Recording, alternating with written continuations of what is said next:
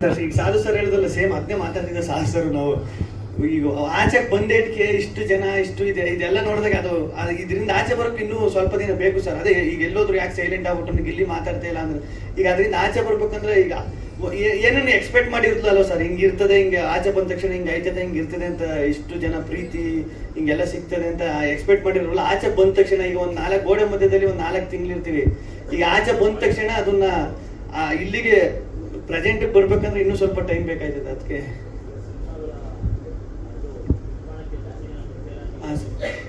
ಹ್ಞೂ ಸರ್, ಮಾತುಕತೆ ನಡೀತಾವೆ. ಅದೇ ಈ ಕನ್ಫ್ಯೂಷನ್ನೇ. ಈಗ ಆಚೆಗೆ ಬಂದ ತಕ್ಷಣ ಒಂದಷ್ಟು ಹಿಂಗೆಲ್ಲ ಬಂದಾಗ ಈಗ ನೆಕ್ಸ್ಟ್ ನಾನು ಯಾವ ಮೂವ್ ತಗೋಬೇಕು, ನೆಕ್ಸ್ಟ್ ಏನು ಹೆಜ್ಜೆ ಇಡಬೇಕು ಅನ್ನೋದೇ ಸಖತ್ ಕನ್ಫ್ಯೂಸು. ತಿರ್ಗಿ ನಾನು ಕರೆಕ್ಟ್ ಈಗ ನಾನು ಯೋಚನೆ ಮಾಡೋದು ಸರ್ ಇದೆ, ನನ್ನ ಮೈಂಡ್ ಸೆಟ್ ಕರೆಕ್ಟ್ ಆಗಿರ್ಬೇಕು. ಈ ಕನ್ಫ್ಯೂಷನಲ್ಲೇ ಪ್ರೊಸೆಸ್ ನಡೀತದೆ ಎಲ್ಲ.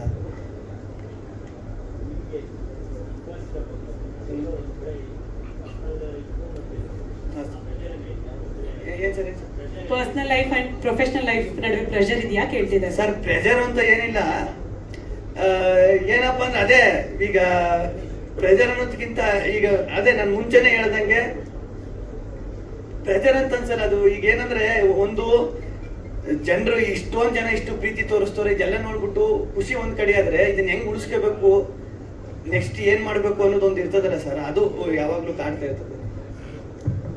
ಓಕೆ, ಯಾವ್ದಣ್ಣ ಬರ್ಬೇಕಾಗಿರೋ ದುಡ್ಡು ಇಲ್ಲ, ಅದಕ್ಕೂ ಒಂದಷ್ಟು ಪ್ರೊಸೆಸ್ ಇರ್ತದೆ. ಅದು ಬರ್ತದೆ. ಇಲ್ಲ 100 ದಿನ ಎಲ್ಲ ಇರಲ್ಲ, ಬೇಗ ಬರ್ತದೆ. ಅಯ್ಯೋ, ನಾನ್ ತಗೊಂಡಿರೋದು ನನಗೆ ಗೊತ್ತಿಲ್ಲ, ನಾನ್ ಜಮೀನ್ ತಗೊಂಡಿರೋದು ಸರ್. ಸೂಪರ್ ಹಿಟ್ ಪ್ರಮೋಷನ್ ಅಲ್ಲಿ ಹೇಗೆ ಇನ್ವಾಲ್ವ್ ಆಗ್ಬೇಕಂತ ಅನ್ಕೊಂಡಿದ್ದೀರಾ ಅಂತ? ಅದೇ ಈಗ ಜನರಿಗೆ ಯಾವ ತರ ತಲುಪಬೇಕು, ಯಾವ ತರ ಇದ್ ಮಾಡ್ಬೇಕು, ಅದನ್ನ ಪ್ಲಾನ್ ಮಾಡ್ಕೊಂಡು ಮಾಡಿ.